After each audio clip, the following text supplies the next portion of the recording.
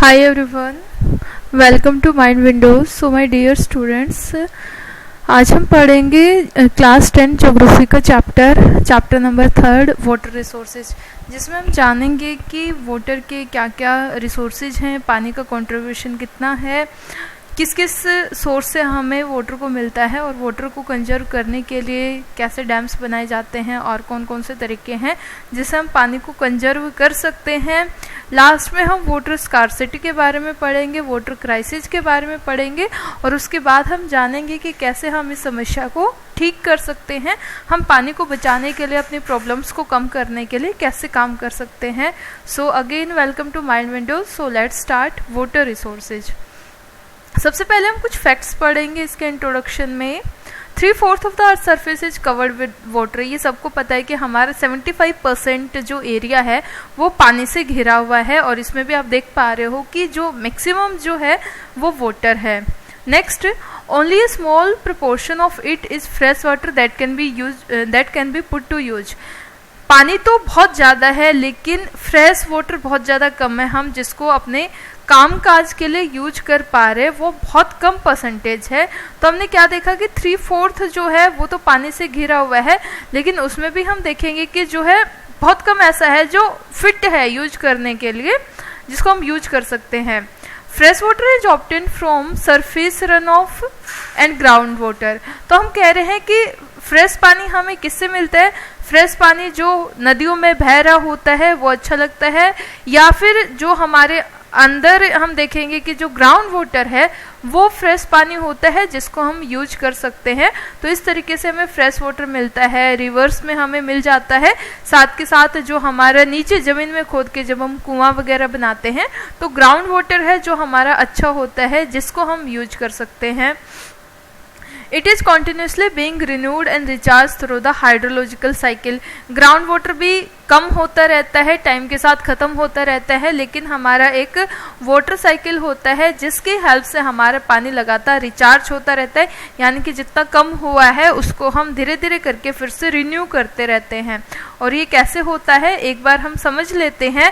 Hydrological cycle क्या होता है? इसको हाइड्रोलॉजिकल साइकिल भी आप कह सकते हो या फिर आप इसको कह सकते हो वाटर साइकिल। सो एक बार हम समझते हैं हाइड्रोलॉजिकल साइकिल क्या होता है। हाइड्रोलॉजिकल साइकिल का मतलब ये है कि पानी घूम फिर के फिर से वहीं पहुंच जाता है। जैसे हमने देखा व्हेन इट रेन्स हेविली, जब बहुत तेज बारिश आती है तो बारिश सबको पसंद है, बारिश में हम नहाते हैं, तो नहाने के बाद जो पानी बच जाता है वो ऐसे बह के जमीन के ऊपर चला जाता है। तो जब बारिश होती है तो पानी बादलों से नीचे जो है अर्थ के ऊपर आता है, जमीन के ऊपर आता है। स्ट्रीम्स डेवलप, इससे जो है ऐसे स्ट्रीम्स जो आपको एरो के निशान से दिखा रखी, ऐसे स्ट्रीम्स जो हैं वो डेवलप हो जाती हैं। Move in the form of surface run of, और ये धीरे धीरे करके सरफेस के पास जो है पानी जाता रहता है, पानी जाता रहता है। Finally the water goes to the sea, पानी जो है फिर चला जाता है, इसमें समुद्र में पानी चला जाता है। यानी कि हमने क्या देखा, ऊपर बारिश, बादलों से पानी आया, बादलों से पानी आके ऐसे रास्ता बना के पानी जो है समुद्र में चला जाता है, सी में पानी चला जाता है। नेक्स्ट हम देखेंगे अब क्या होगा। अब जैसे ऊपर सूरज दिखा रखा है, अब जब बहुत तेज गर्मी होगी तो पानी जो है गर्म हो जाएगा। गर्म होने के बाद पानी इवोपोरेट होके फिर से ऊपर बादलों में पहुंच जाएगा और बादलों में इवोपोरेशन के बाद पहुंचने के बाद फिर से जो है ये बारिश करेगा तो फिर पानी समुद्र में आएगा, समुद्र से फिर बादलों में जाएगा, फिर समुद्र में आ जाएगा, और इस टाइप का साइकिल जो है वो चलता रहता है। तो इवोपोरेशन से बादलों में गया, बादलों में जब इसकी सारी हीट खत्म हो जाएगी तो पानी जो है वो कंडेंस हो जाएगा, ठंडा हो जाएगा, और उसके बाद फिर से वो जब बादल बहुत ज़्यादा भारी हो जाएगा तो प्रेसिपिटेट करते हुए पानी जो है जमीन पे फिर से ही नीचे आ जाएगा। तो ये साइकिल जो है ये लगातार चलती ही रहती है और इसी साइकिल को हम बोलते हैं हाइड्रोलॉजिकल साइकिल। तो ये आपने बचपन में भी पढ़ी होगी। अब हम बात कर रहे हैं वाटर स्कार्सिटी की। स्कार्सिटी का मतलब होता है पानी की कमी। तो हम अपनी धरती पे हमने तो देखा कि 75% जो है वो पानी है, फिर भी पानी की कमी क्यों है, तो इसको हम एक बार समझेंगे वाटर स्कार्सिटी में। 3/4 of water is covered with water and water is a renewable resource, यानी कि दोबारा से हम इसको बना भी सकते हैं, रिन्यूएबल रिसोर्स भी है। And how it is that country and regions around the globe suffer from water scarcity. तो आपसे 2 क्वेश्चन पूछे हैं। फर्स्ट, एक तो 75% पूरी धरती का पानी से घिरा हुआ है। सेकंड, पानी जो है एक रिन्यूएबल रिसोर्सेज भी है, यदि ये खत्म हो जाएगा तो आप दोबारा से इसको रिन्यू कर सकते हो। फिर भी हमें पानी की इतनी ज़्यादा कमी जो है वो क्यों फील होती है, फिर भी हम वाटर से जो है स्कार्सिटी से क्यों परेशान रहते हैं। अच्छा, वाटर स्कार्सिटी में ऐसा भी माना जाता है कि 2025 तक लगभग 2 बिलियन लोग जो हैं वो पानी उनको नहीं मिलेगा, यानी कि पानी की तंगी में वो अपना जीवन जिएंगे। तो हम कुछ फैक्ट इसके बारे में पढ़ेंगे। 96.5% of total volume of world water is estimated to exist in oceans, यानी कि हम देख रहे हैं कि 96.5 जो % वाटर है वो ओशियंस में है, और या ओशियंस का मतलब हो जाएगा समुद्र वाला पानी, और समुद्र में हम देख रहे हैं कि 96.5% है, यानी कि यदि ये पानी समुद्र में है तो ये पानी कैसा हो जाएगा, सैलाइन वाटर हो जाएगा। सैलाइन का मतलब क्या हो जाएगा कि इस पानी में सोल्ट का परसेंटेज जो है, सोल्ट परसेंटेज बहुत ज़्यादा हाई होगा। ये पानी बहुत ज़्यादा नमकीन होगा, यानी कि इतना ज़्यादा नमकीन होगा कि यदि आपने पी लिया तो आपकी डेथ तक हो सकती है, इतना ज़्यादा ये पानी खारा होता है, पीने के लायक नहीं होता है। तो 96.5% जो ओशियंस में पानी है, आप उसका कुछ नहीं कर सकते हो, वो आपके किसी काम का नहीं है, आप उसको यूज नहीं कर सकते हो। हमारे पास पानी हम क्या कहेंगे, ओनली 2.5% एज फ्रेश वाटर। तो हमारे पास सिर्फ 2.5% ऐसा है पानी जो पीने लायक है, यानी कि कहने का मतलब ये है कि पानी तो हर जगह है, लेकिन पीने लायक पानी जो है वो हमारे पास सिर्फ 2.5% है, और जो कि बहुत छोटा नंबर है। Nearly 70% of this fresh water occurred as ice sheet and glaciers।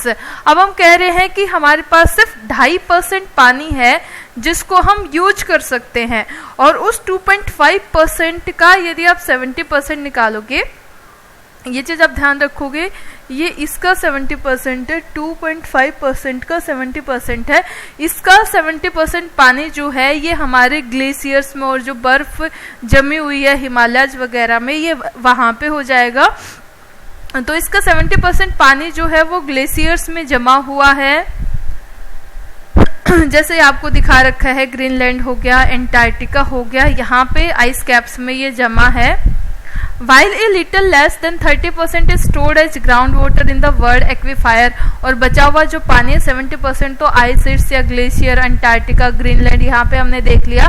बचा हुआ जो पानी हम देख रहे हैं वो बचा हुआ पानी हम कहेंगे कि हमारी ज़मीन के नीचे जो एक्वीफायर हैं या फिर जो ग्राउंड वाटर है, बचा हुआ पानी हमारा वहाँ पे है। इस टाइप से पानी का हमने कंट्रीब्यूशन कर रखा है। नेक्स्ट, इंडिया को सिर्फ 4% ही पानी मिलता है, यानी कि बारिश की यदि हम बात करें प्रेसिपिटेशन, तो सिर्फ 4% ही बारिश इंडिया में होती है पूरी दुनिया की। India rank 133 in the world in terms of water availability पर पर्सन पर एनम, यानी कि यदि हम पूरे मैप में सभी कंट्री की बात करें तो हमारा नंबर 133वें पे आता है, यानी कि बहुत कम पानी हर एक आदमी को मिल पाता है। Renewable water resources of India are estimated at 1897 square kilometre per annum. तो ये रिन्यूएबल रिसोर्सेज का दे रखा है कि पर एनम हमें जो है कितना पानी मिल पाता है। ठीक है, water scarcity and need for water conservation and management. तो वाटर स्कार्सिटी का मतलब हो जाएगा कि पानी की कमी है, तो उस पानी की कमी को दूर करने के लिए हम किस तरीके का मैनेजमेंट करेंगे।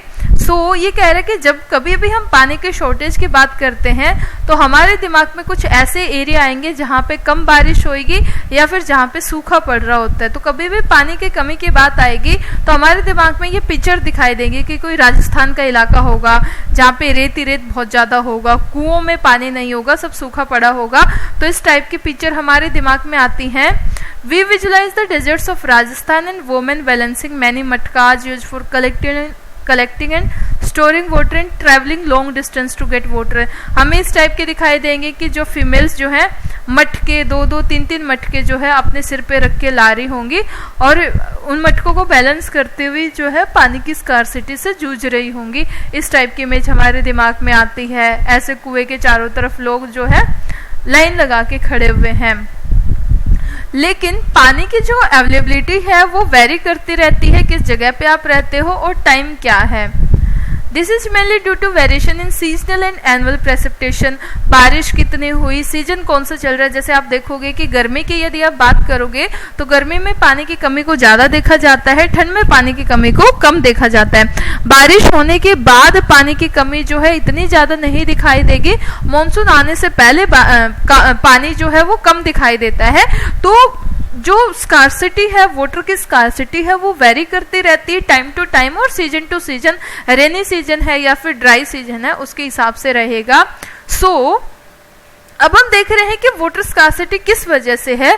वाटर स्कार्सिटी मेनली है इसका कारण कि हम अपने जो रिसोर्सेज है उनका ओवर एक्सप्लॉयटेशन कर रहे हैं।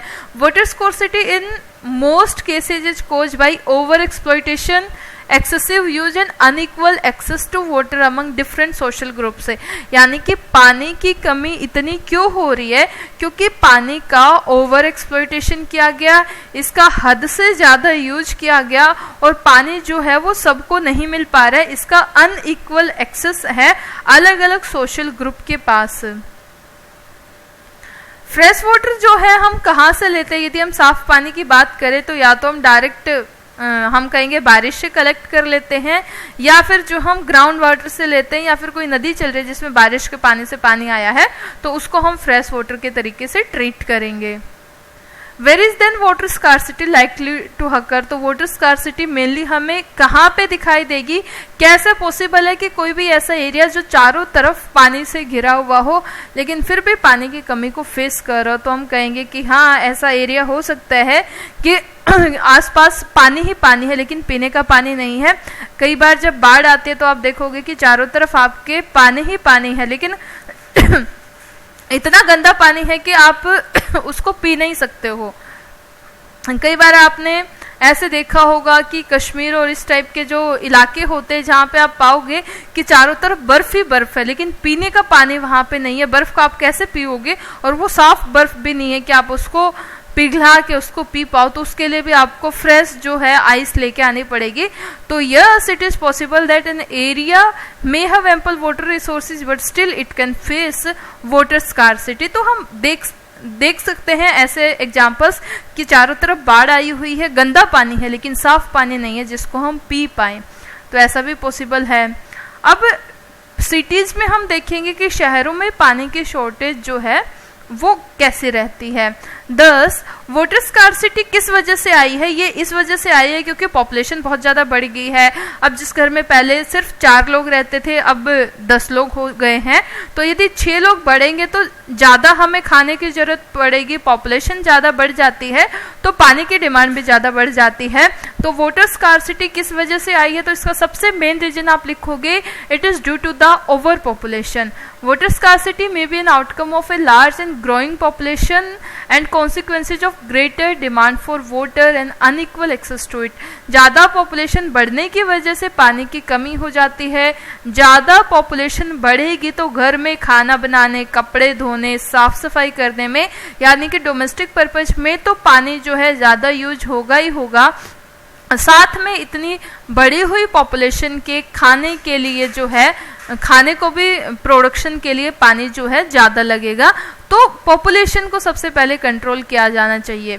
दूसरा, यदि हम गांव में देखें तो गांव में क्या रहता है कि जो किसान है वो पानी की कमी को पूरा करने के लिए अपना इंडिविजुअल ट्यूबवेल वगैरह लगा लेता है, कुआं वगैरह खोद लेता है। तो वो बारिश का वेट करने के बजाय अपने कुएं से पानी देना शुरू कर देता है और हर किसान ऐसे ही करता है तो ग्राउंड वाटर का लेवल भी नीचे चला जाता है। So most farmers have their own wells and tubewells in their farm for irrigation to increase their produce. तो ज़्यादातर फार्मर के खेतों में कुएं और ट्यूबवेल्स आपको दिखाई देंगे जिसकी हेल्प से वो अपने प्रोडक्शन को ज़्यादा बढ़ाने की कोशिश करते हैं और पानी का आप कहोगे कि इरिगेशन पर्पज के लिए यूज करते हैं। Hence to facilitate higher food grain production Water resources are being overexploited to expand irrigated area and dry season agriculture. तो हम क्या कह सकते हैं, हम ये कह सकते हैं कि बढ़ती हुई पॉपुलेशन के लिए ज़्यादा हमें खाना चाहिए और उस फूड ग्रेन के प्रोडक्शन को बढ़ाने के लिए वाटर रिसोर्सेज का ओवर एक्सप्लॉइटेशन किया जा रहा है, ताकि इरिगेशन जो है वो बेटर हो सके। इरिगेशन अच्छी होगी तो फसल अच्छी होगी, फसल अच्छी होगी तो बढ़ती हुई पॉपुलेशन को खाना मिल पाएगा, अदरवाइज खाना नहीं मिल पाएगा। तो इस वजह से हम रिसोर्सेज का ओवर एक्सप्लॉइटेशन कर रहे हैं। अब यदि आप ओवर एक्सप्लॉइटेशन करोगे तो इससे क्या होगा, आपका जो जमीन में पानी का लेवल है वो और ज़्यादा नीचे चला जाएगा। It may lead to falling ground water levels, इससे हमारा मिट्टी का पानी जो है, ग्राउंड वाटर है, वो बहुत नीचे चला जाएगा।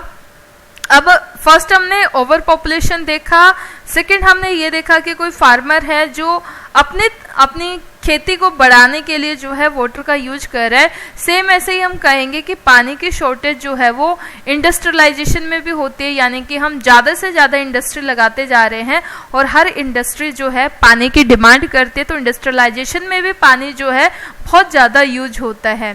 Post independent India witness intensive industrialisation and urbanisation creating vast opportunities for us. हम ये कह रहे हैं कि आज़ादी के बाद हमने क्या किया, ज़्यादा से ज़्यादा इंडस्ट्रियलाइजेशन किया, ज़्यादा से ज़्यादा शहर बनाए, इंडस्ट्रीज बनाई, कंपनीज लगाई, फैक्ट्री लगाई, जिससे हमारे पास जो है काम करने की अपॉर्चुनिटीज जो है आ सके। अब यदि आप इतनी ज़्यादा एमएनसीज लगाओगे, एमएनसीज आपको कहीं पे भी दिखाई दे जाएंगी, दिल्ली में, नोएडा में, गुड़गांव में, हर जगह आपको एमएनसी दिखाई दे जाएंगी। तो पहले भी जोर दिया जाता था ज़्यादा से ज़्यादा इंडस्ट्रीज के ऊपर, और आज भी ये किया जाता है कि ज़्यादा से ज़्यादा इंडस्ट्रियलाइजेशन पॉसिबल हो पाए। आज भी एमएनसी को लगाने के लिए इनवाइट किया जाता है।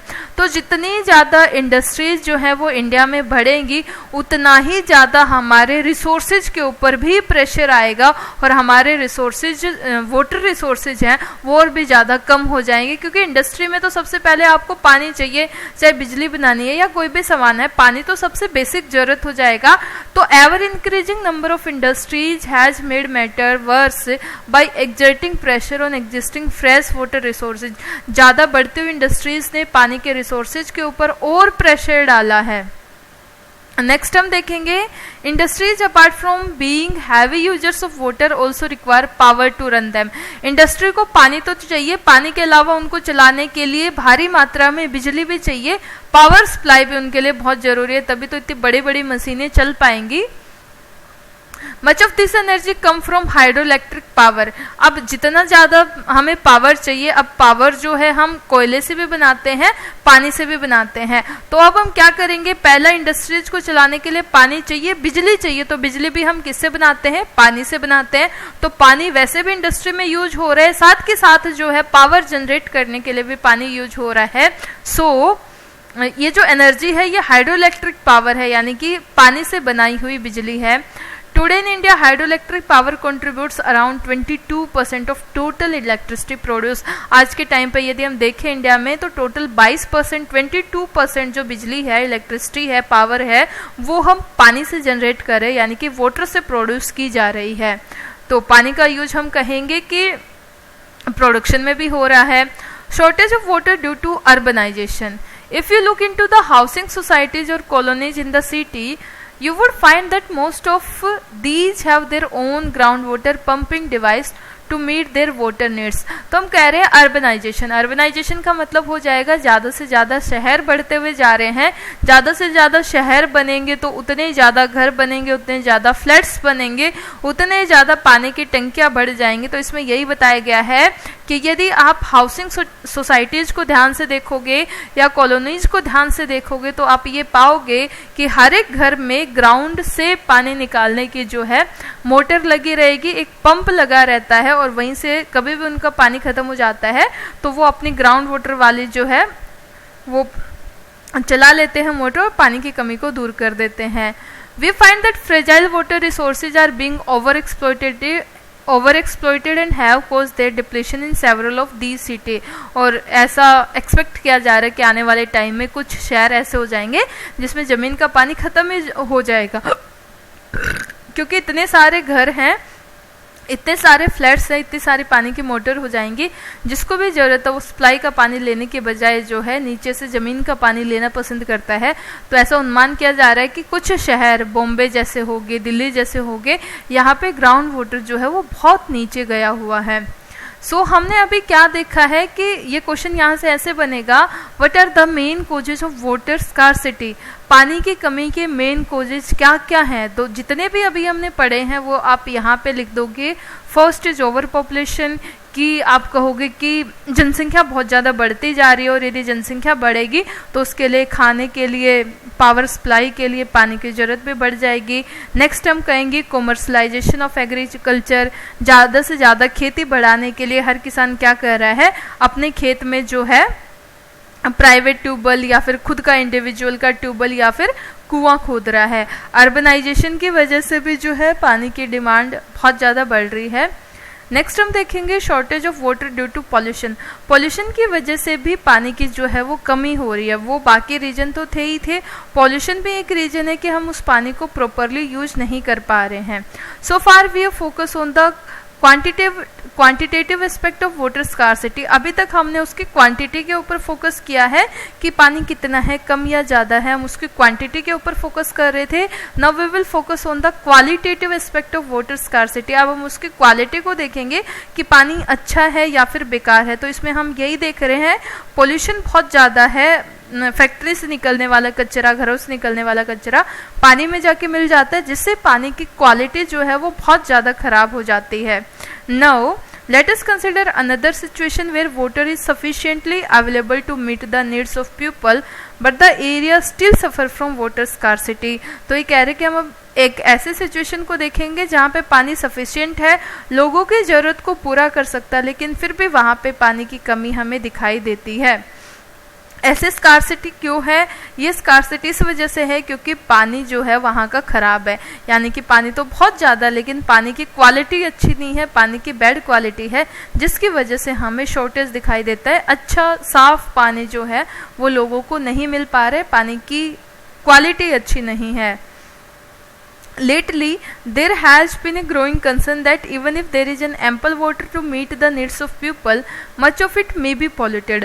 और ये कह रहा है कि ऐसे कंसर्न है, ये क्या दिल्ली में आप देख सकते हो, ऑलमोस्ट पूरे इंडिया में हम ये देख सकते हैं कि पानी तो काफ़ी है लेकिन वो पानी जो है वो पानी अच्छा नहीं है, पानी पॉल्यूटेड है। और पॉल्यूशन के तो काफ़ी सारे रीजन्स हम लिख पाएंगे वाटर पॉल्यूशन के। तो ऐसा देखा जाता है कि पानी बहुत सारा है लेकिन सारा का सारा पानी जो है वो गंदा पानी है, पॉल्यूटेड पानी है, तो जिससे लोगों की डिमांड्स जो है पूरा नहीं हो पाती। अब पॉल्यूशन किस किस से हो रहा है? First, this is due to domestic and industrial waste. हम घर से निकलने वाला कचरा है वो नालियों में, पानी में बहा देते हैं, किचन का कचरा है वो सब ऐसे ही जाता है। इंडस्ट्रियल वेस्ट, इसमें आप देख पा रहे हो इंडस्ट्रियों से निकलने वाला जो भी वेस्ट है वो भी पानी में बहा दिया जाता है। केमिकल्स हो गए, पेस्टिसाइड, फर्टिलाइजर्स जो हम खेती में यूज करते हैं, इससे जो हमारा ग्राउंड वाटर है, ज़मीन के अंदर वाला पानी है, धीरे धीरे करके पेस्टिसाइड्स, फर्टिलाइजर्स, केमिकल्स जो है ग्राउंड वाटर में भी मिक्स हो जाते हैं, ज़मीन वाले पानी को भी और ज़्यादा ख़राब कर देते हैं। तो हम ये देख पा रहे हैं कि बहुत से शहर ऐसे हैं जहाँ पे पानी तो है लेकिन वो पानी जो है बहुत ज़्यादा गंदा है, क्योंकि उसमें डोमेस्टिक वेस्ट है या इंडस्ट्रियल वेस्ट है या फैक्ट्री से निकलने वाला वेस्ट है, जिसकी वजह से पानी की क्वालिटी अच्छी नहीं है और पानी बहुत ज़्यादा ख़राब हो चुका है। अब हम क्या कहेंगे कि हमने देखा कि पानी की शॉर्टेज है, नेक्स्ट हमने देखा कि पानी की शॉर्टेज नहीं है लेकिन पानी बहुत गंदा है। तो अब ज़रूरत क्या है? नीड ऑफ द आवर क्या है कि हमें पानी को कंजर्व करना चाहिए, पानी को हमें सहेज के रखना चाहिए। आज के टाइम की ज़रूरत है to conserve and manage our water resources, अपने वाटर रिसोर्सेज का प्रॉपरली यूटिलाइज करना, प्रॉपरली ध्यान रखना, to safeguard our self from health hazard. यदि हम अभी पॉल्यूशन का ध्यान नहीं रखेंगे, इस टाइप का आप हर एक कोस्टल एरिया में देख सकते हो कि वहाँ पे हम घूमने जाते हैं और जो भी हमने कुछ खाया, पानी के बोतल है, हम पानी में फेंक देते हैं और यही पानी कल को हमारे घरों में सप्लाई होता है और हमें बीमार करता है। तो ज़रूरत क्या है? हमें अपने पानी को सहो के रखना चाहिए और पॉल्यूशन को कम से कम करना चाहिए, तभी हम आने वाले जो हेल्थ हैजार्ड हैं उनसे अपने आप को बचा सकते हैं। अदरवाइज जैसे कोविड-19 आया, ऐसे और भी महामारी आ सकती है जिससे हम और भी ज़्यादा इफ़ेक्ट हो सकते हैं। तो हमें अपने आप को हेल्थ हैजार्ड से बचा के रखना चाहिए। पानी सही रहेगा, कंजर्व करके रखेंगे तो फूड सिक्योरिटी बनी रहेगी, किसानों को पानी मिलेगा। किसानों को पानी मिलेगा तो उससे क्या होगा कि हमें भी खाना मिलता रहेगा, प्रोडक्शन अच्छा होता रहेगा। Over exploitation and mismanagement of water resources will impoverish this resources and cause ecological crisis that may have profound impact of our lives। ये कह रहे कि यदि हम बहुत ज़्यादा ओवर एक्सप्लॉयटेशन करते रहे या मिसमैनेजमेंट के साथ चलते रहे तो इससे आने वाले टाइम में एक इकोलॉजिकल क्राइसिस हो जाएगा, जिसका पूरी दुनिया के ऊपर बहुत गलत इफ़ेक्ट पड़ेगा, बहुत ज़्यादा बुरा इम्पेक्ट पड़ेगा। तो ये सिर्फ इंडिया की बात नहीं है, ये पूरी दुनिया की बात है कि पूरी दुनिया के ऊपर यदि ऐसा कुछ होता है तो उसका इम्पेक्ट जो है वो पूरे वर्ल्ड के ऊपर देखा जाएगा। So next is the multipurpose river project and integrated water resources management.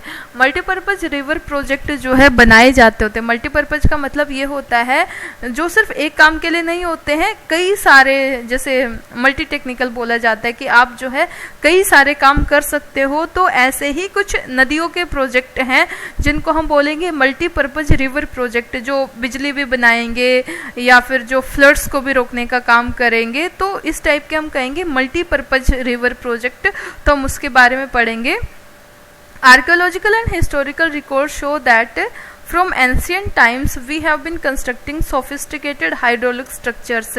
ऐसा मतलब देखा गया है कि पुराने टाइम से ही हमने कुछ ऐसे स्ट्रक्चर्स बनाई हैं जिसको हम मल्टीपर्पज के लिए यूज कर सकते हैं। और ऐसे स्ट्रक्चर क्या है, डैम्स हो गया, बांध जो होते हैं बिजली बनाने में भी यूज कर सकते हैं, और हम कहेंगे कि बाढ़ को रोकने में भी हेल्प करते हैं, इरिगेशन में भी हेल्प करेंगे। तो हाइड्रोलिक स्ट्रक्चर्स क्या हो जाएगी, जैसे डैम्स है, रिजर्वर्स है, एम्बैंकमेंट हो जाएगा, कैनाल्स हो जाएगा। ये सारे के सारे कुछ हाइड्रोलिक स्ट्रक्चर्स हैं जो हम एंशिएंट टाइम से ही बनाते हुए आ रहे हैं। सो डैम्स जो है ये स्टोन रबल से बनाए जाते थे। जैसे आप यहाँ पे देख सकते हो कि इस टाइप की जो बड़े बड़े पत्थर होते हैं इनसे हम डैम्स को बनाते थे। और डैम्स का हम कई सारे उसमें कई कामों में यूज करते थे, जैसे इरिगेशन, पानी, फसलों को पानी चाहिए तो इरिगेशन के लिए हम इसको यूज करते हैं। पावर जनरेशन में भी हम इसका यूज करते हैं। फ्लड कंट्रोल, जब बाढ़ आ जाती है तो बांध में पानी को बढ़ा दिया जाता है, फ्लड कंट्रोल में भी इसका यूज किया जाता है। इनर जो नेविगेशन होता है उसमें भी डैम का यूज किया जाता है। साथ के साथ फिश जो पाले जाते हैं, फिश ब्रीडिंग होते हैं, उसमें भी बांध का यूज कर लेते हैं। तो डैम्स क्या हो जाएगा, they are the multipurpose river project, जिनको हम एक से ज़्यादा पर्पज के लिए यूज कर सकते हैं। नेक्स्ट ऐसे ही कुछ रिजर्वर्स होते हैं। ऐसे रिजर्वर्स बनाए जाते हैं जिसमें मछलियों को रखा जाता है, या जो भी आप प्रोजेक्ट इसमें कर सकते हो। इसके अलावा जो आपके जो हैं लेक्स होती हैं, लेक बहुत खूबसूरत होती हैं और इसमें इकोलॉजिकल बैलेंस को बनाने में ये हमारी हेल्प करती हैं। टूरिज्म के लिए भी अच्छा है। एम्बैंकमेंट लगाए जाते हैं, इस टाइप की दीवारें खींची जाती है ताकि जो है बाढ़ को आने से रोका जा सके, फ्लड्स को रोका जा सके। और इसके अलावा हम कहेंगे कि कैनाल्स बनाई जाती हैं, ये आर्टिफिशियल होती हैं। नदियों से नहरें निकाली जाती हैं और जिस जिस एरिया से ये जाती है वहाँ पे जो फसल जो है आपको दिखाई देगी उस सबको पानी मिलता रहेगा। तो ये कुछ हमने हाइड्रोलिक प्रोजेक्ट देखे हैं जिसकी हेल्प से पानी की जो कमी आती है उसको दूर किया जा सकता है। तो ये था हमारा part 1 of water resources. I hope यहाँ तक का आपको समझ आया होगा। Thank you. यदि आप यहाँ तक पहुँचे तो थैंक